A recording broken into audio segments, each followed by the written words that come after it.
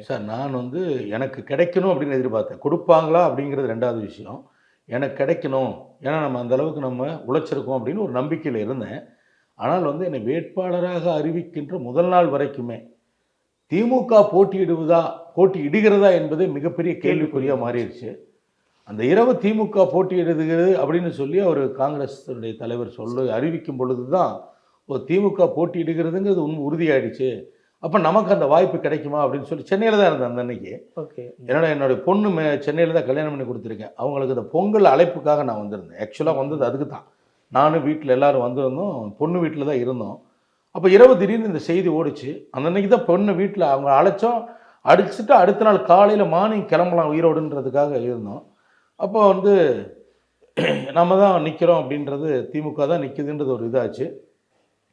எப்படி சார் தகவல் வந்துச்சு? நீங்க தான் போட்டியிடுறீங்க அப்படின்றது? இல்ல. திமுக தான் போட்டியிடுதுன்ற தகவல் நான் நைட் தொலைக்காட்சியில பார்த்து தான் தெரிஞ்சுக்கிட்டேன். ம். சரி திமுக போட்டியிடுது, நமக்கான வாய்ப்பு கிடைக்குமா? அப்படின்னு ஒரு ஒரு ஆர்வம் வந்துருச்சு எனக்கு. வரும், நமக்கு கிடைக்கலாம் அப்படின்ற மாரி ஒரு எண்ணம் வந்துருச்சு.